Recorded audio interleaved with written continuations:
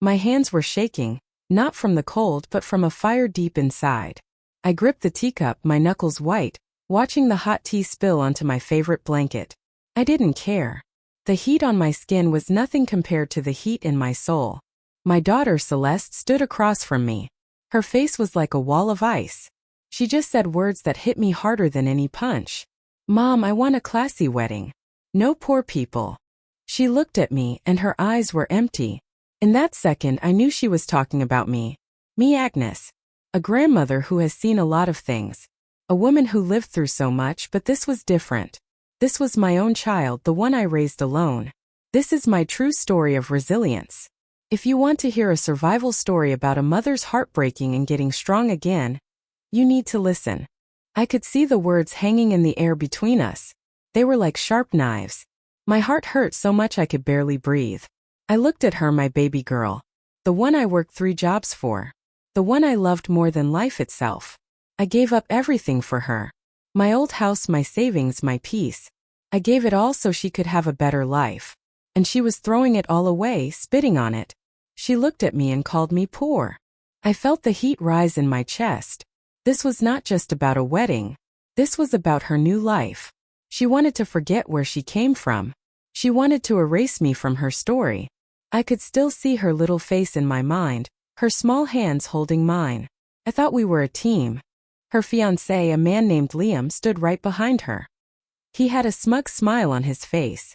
He looked at me like I was nothing, like a bug he could just step on. He was a rich man with a lot of money and a big house. I knew then that this was a plan to make me feel small. This was a betrayal story. A story of infidelity, stories of trust. She was cheating on our past, on our love, on everything we built. The words she said were a cold, hard slap to my face. I remember praying over this house. A house I built with my own hands and hard work. My body felt weak, but a fire was burning inside me. A fire for revenge. A fire that was just starting to burn. This is a real-life stories told from my heart. A few days later my phone buzzed. It was a message from Celeste. It was not a wedding invite. It was a link. A link to her wedding gift list. No note. No "I love you, Mom." Just a list of expensive things from fancy stores. Things I could never buy. My heart sank deep in my chest. She wanted my money but not my love. She wanted my gift but not me. It was a clear message. I was not welcome at her big day, but my money was. The world felt silent around me. But inside me a storm was getting ready. A storm of anger and pain. A storm of a deep hurt. This is one of those cheating revenge stories you hear about, but this one is from a mother's side. My family, my sister Brenda and my brother Leon knew everything. They saw it all happen. But they said nothing. They never took my side. They just watched. I had always been the strong one, the one who fixed things. But now I felt like I was breaking into 1,000 pieces. I saw them talking about Celeste's wedding in the family chat. They knew I was not invited. But they were quiet. Their silence was as loud as Celeste's words. I felt all alone. My own family had left me. My heart was broken, and this is a heartwarming stories about how I got it fixed. Celeste kept yelling at me, her face red with anger. She screamed about her new life. She said she deserved more. She threw terrible words at me, words that cut deeper than any knife. She walked out of my house, leaving me standing in the middle of my living room. I felt like a ghost in my own home. I was just a memory now, a past she wanted to forget. I had to do something. Something to make them see. Something to make them feel what I felt. This is a story from my audio stories. A Reddit revenge stories that will make you think. The next morning I did it. I clicked the link. I bought her the most expensive gift on the list. A brand new very big fancy TV. I didn't write a card. I didn't give a reason. I just sent the gift. A quiet act of defiance. A silent message. A gift that was a burden. A gift that was a reminder of me, the one she wanted to forget. I waited. This is a family revenge stories that you will not forget. And I waited. I was calm now. The storm had passed and the water was still. I just sat in my chair and waited. This is my relationship stories with my daughter. And I wanted to tell the whole truth. The next morning the news was all over the family chat. I knew it would be. This is a grandma revenge story you have to hear. This is my grandmother takes revenge storytime voiceover true story with a twist. My life was changing. The old me was gone. And a new, stronger me was born. I knew then that karma stories were real. It was time for my story to be told. The silence after Celeste walked out was heavy. It was a silence that held so many years of hurt. I remember a time when Celeste was a little girl. She was so small, and her tiny hand would hold my one big finger. I worked at a small diner. My feet would hurt so much from standing all day. But I did it to buy her a new dress for church. I would come home late and tired. But her sweet face made all the pain go away. It was just me and her against the world. We were a team. I was a fighter, a survivor. I had a big dream for her. I wanted her to have a life that was better than mine. So I worked and worked. I worked so hard that I felt like my bones would break. But I never said a word. I never complained. My family, they always watched me from the side. My brother Leon always said I was too soft. He said I gave her too much. My sister Brenda just shook her head. They never helped me. They just watched. I remember the time I had to sell my mother's favorite old rocking chair to pay for Celeste's college books. Broke my heart to sell it, but I did it. I didn't tell her. She didn't need to know. She needed to focus on her studies. I wanted her to be a strong, smart woman. One who could take care of herself. I wanted her to be a better person than me. I thought I was teaching her about hard work. I thought I was teaching her about what it means to give everything for someone you love. But looking back now, I think I just taught her how to take. She took my money, my time, my energy. She took my heart. All these years I thought I was building a good life for us. But I was just building a life for her. A life without me in it. I remember the day she finished college. Her face was so happy. I was in the crowd and tears were in my eyes. I thought, this is it. This is the moment. She did it. She ran to me and gave me a big hug. It felt like everything was worth it. But I should have seen the signs. I should have seen the way she looked at my old car. The way she talked about my small house. She was already moving on. She was already looking for a different life. A life where I didn't fit. I told her she could stay with me while she looked for a job. I was so happy to have her home. But she never came back. She said she needed to live closer to the city for her new job. I gave her money for an apartment. Money I had saved for my own old age. She took it without a word, just a simple thank you. That was the first bad sign. A thank you without a hug. A simple word without any feeling. It was a cold, empty thank you. She never looked back. She just kept moving forward. She left me behind. I should have seen it then. I should have known. She was a different person now. A person who had forgotten where she came from. The day she moved out, she took some of her things from the house. I found a note she left behind. It was for a bank. It was a loan paper. She had signed for a big loan to start a business. The business was to buy and sell old houses. The kind of houses she now called poor. I felt a chill run down my spine. The note was from a lawyer's office. A lawyer I had never heard of before. It was a small piece of paper, but it felt like a warning. I put it in a box. I didn't want to think about it. I just wanted to believe my daughter was a good person. I was so busy working and saving money for her. I didn't see the small changes in her. The way she would talk about her friends' big houses. The way she would look at me with a strange look in her eyes. It was a mix of pity and shame. She was ashamed of me. I was her past. Past she wanted to forget. I was a person who worked hard, who gave everything, but in her eyes I was just a problem. A problem she wanted to solve by leaving me behind. I should have listened to my heart, not my love. I should have seen the signs. And now the biggest sign of all had arrived. The wedding registry, a clear message that she wanted money, not family. She wanted to be a part of a new life. A new family, a new world. And I was not in it. I was a ghost. A ghost from her old life. And I was about to become a ghost from her new life too. But not in the way she thought. The TV gift was sent. It was a silent message. I didn't get a call. I didn't get a thank you. What I got was a text from my sister Brenda. Her words were sharp and full of fire. "Agnes, what did you do?" she wrote. Her message was full of anger. I didn't answer her. I didn't have to. I just smiled to myself. Then my brother Leon sent a picture of the TV in the family chat. Celeste had written under it, This is a bit much, don't you think? The message was full of annoyance, not thanks.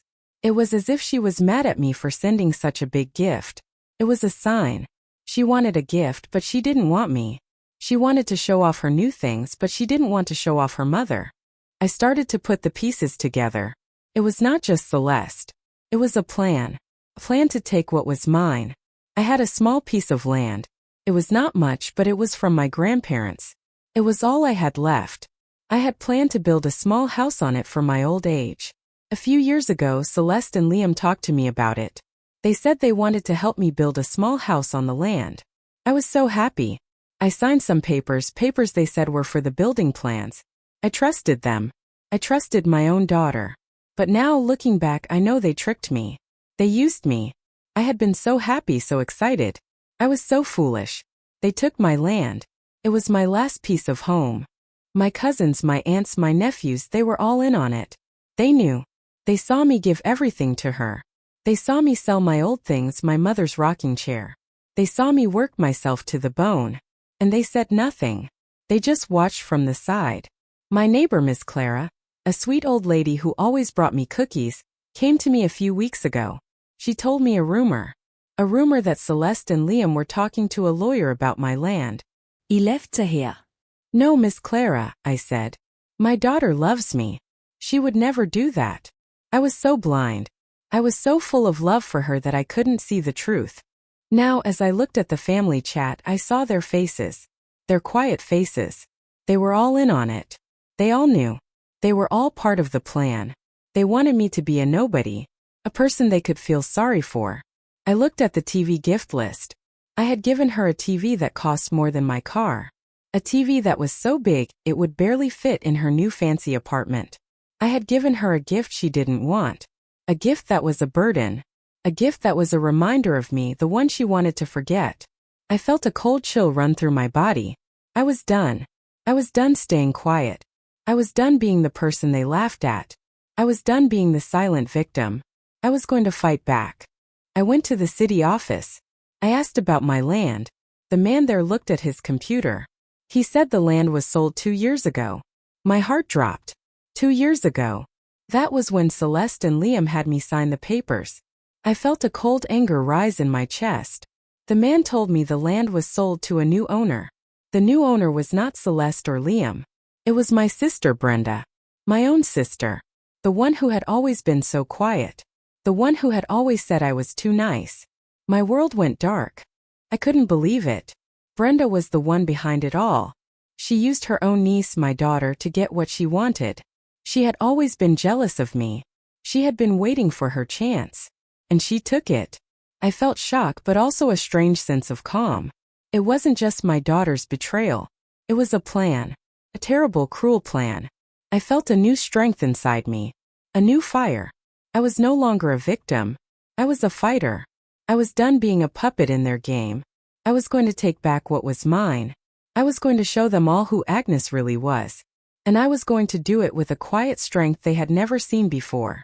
My mind was made up. The game was over. Now the real game was about to begin. The days after I sent the TV were hard. Celeste sent me a long message, full of angry words. She said I was trying to make her look bad in front of her new family. She said I was trying to buy my way into her wedding. She said I was selfish. Her words were like stones thrown at my heart. I felt weak.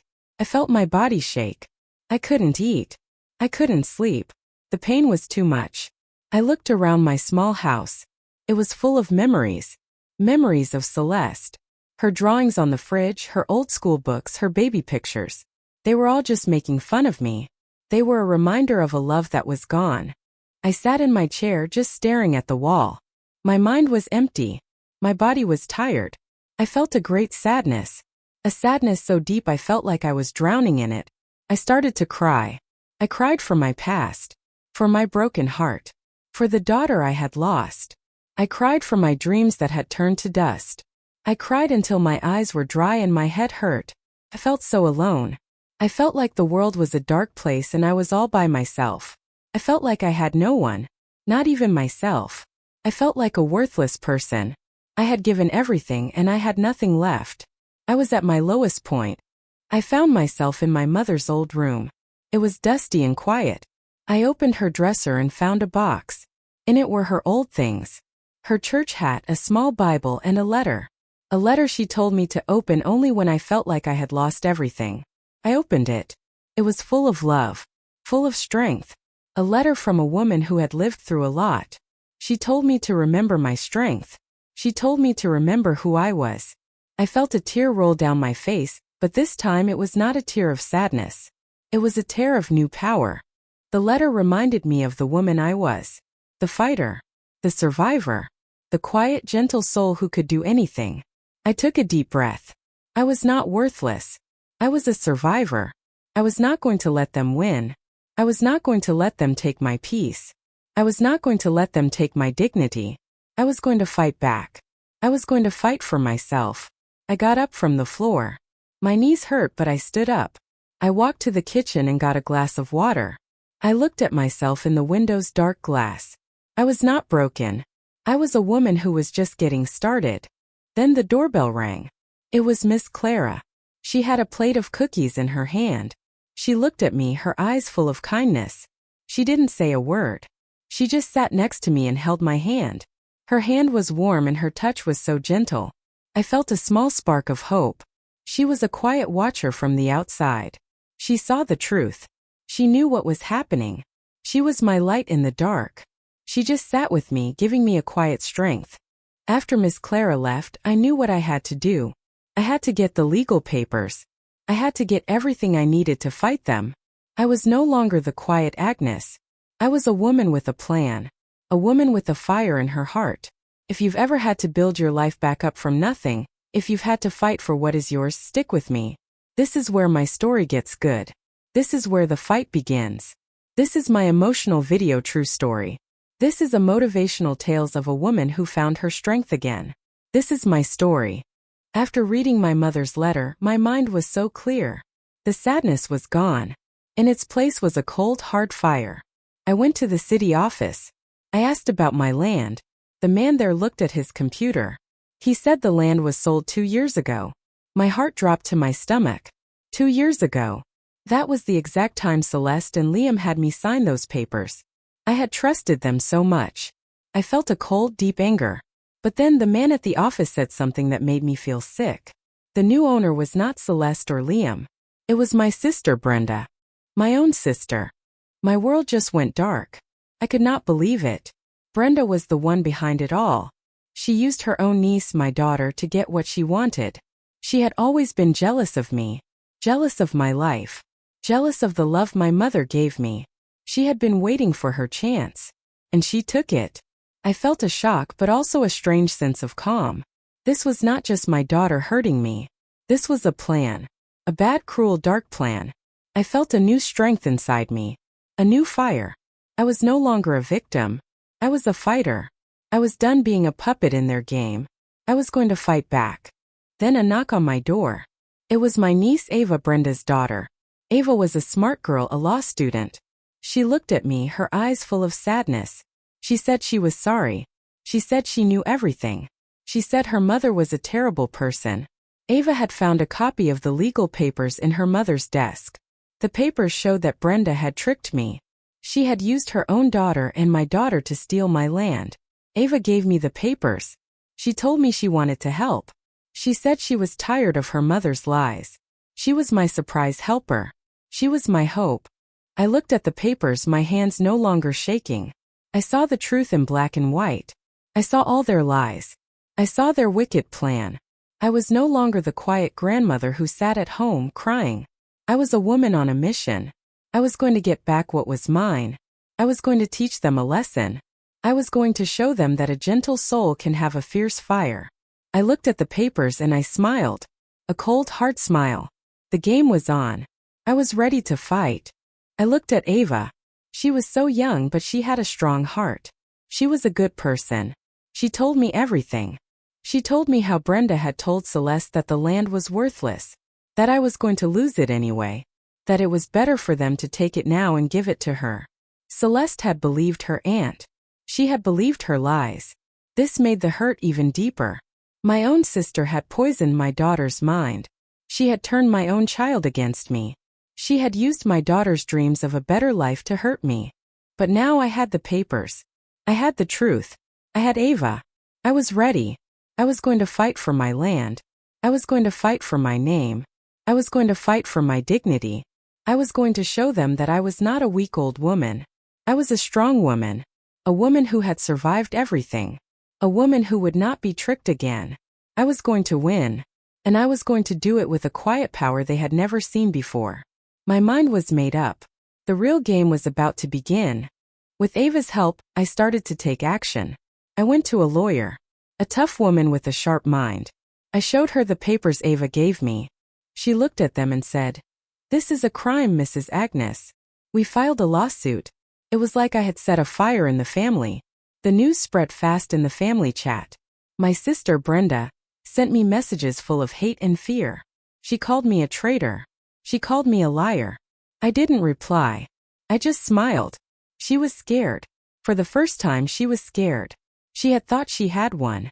She had thought she was safe. But she was wrong. The lawsuit was a storm. Brenda and her husband David were a mess. Their lies were coming out for everyone to see. Their friends were starting to ask questions. The whole family was a mess. They were all talking about it. The dark secret was out. I felt a quiet sense of peace. I wasn't doing this for revenge. I was doing this for what was right. For my mother, for my grandparents, for all the people who had worked hard for that land. I also went to Liam's boss. I told him about the things Liam had done. I showed him proof. I didn't want to hurt him, but I wanted him to see the truth. I wanted the world to see the man he really was. Liam lost his job. His fancy life started to fall apart. He was not as rich anymore. I didn't feel happy about it. I just felt a quiet sense of things being fair. He had used my daughter, he had used me. He had used his power to hurt people. Now he had no power. The truth was coming out. I was no longer the quiet, gentle grandmother. I was a force. I was a storm. I was a survivor. My brother Leon called me. He was angry. He said I was breaking the family. I told him, the family was already broken. I'm just putting the pieces back in the right place. I was strong. I was a woman who was taking back her life piece by piece. My actions had consequences for them. Consequences they didn't see coming. Brenda tried to call me. She wanted to make a deal. She wanted me to stop. I didn't answer. She was a woman who had taken everything from me. Now it was my turn to take it back. She was full of fear. I could feel it even from a distance. I could feel her world falling apart. She had built her happiness on lies and stolen things. And now her house of cards was falling down. I sat in my chair at night. My house was quiet. But inside me a quiet fire was burning. I was getting my strength back. I was getting my life back. Felt good. It felt like I was waking up from a long bad dream. I was not going to stop. I was going to finish this. And I was going to win. I was going to make sure they all knew the truth. They had all watched me. Now they were going to watch me win. The day of the court hearing was here. It was a day of truth. The courtroom was full. My family was there. Brenda, her husband David, my brother Leon, and even my daughter Celeste and Liam. They all looked at me. Their faces were full of anger and hate. I sat there, my back straight, my head held high. I was not scared. I was a woman on a mission. The lawyer asked me questions. I told my story. A story of love, of hard work, and of being tricked. I didn't cry. I didn't yell. I spoke with a quiet, strong voice. I told them everything. I told them about my land, about the papers, about all the lies. I looked at Brenda and told the judge how she used my daughter to hurt me. Then Brenda was called to the stand. She lied. She said she didn't know anything. She said I had given her the land as a gift. She looked at the judge and put on a show. But my niece Ava had a secret recording. A recording of her mother talking to a friend. Brenda was bragging about how she had tricked me. The lawyer played the recording in the courtroom. The room was silent. Brenda's face went white. Her lies were out for everyone to see. Her secret was out. She looked at me, her eyes full of hate and anger. I just looked at her. My face was calm. The weak woman was gone. In her place was a queen. The judge ruled in my favor. The land was mine. My family was a mess. Celeste and Liam's wedding was called off. The rich family didn't want a daughter-in-law whose family was so full of secrets and lies. Celeste and Liam were a mess. They lost everything. I didn't feel happy. I just felt peace. A quiet, deep peace. A peace I had not felt in years. Celeste came to me after the court hearing. Her eyes were wet with tears. She said she was sorry. She said she was used by her aunt. I looked at her. A strange feeling was in my heart. It was a mix of sadness and care. I didn't hug her. I didn't say a word. I just looked at her. I saw the little girl I once knew in her eyes. But I also saw the woman who had hurt me so much. I had nothing more to say. The talking was over.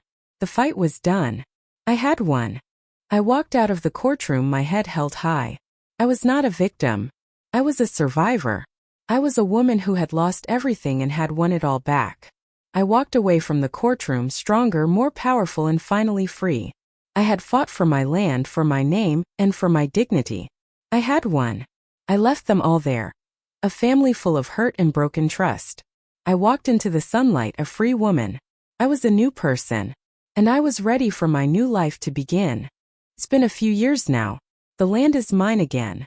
I'm building a small house on it, a place of peace.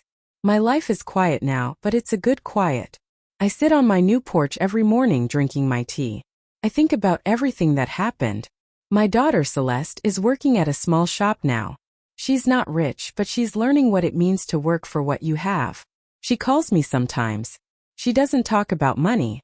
She just talks about her life. She is finding her own way. She is learning to stand on her own 2 feet.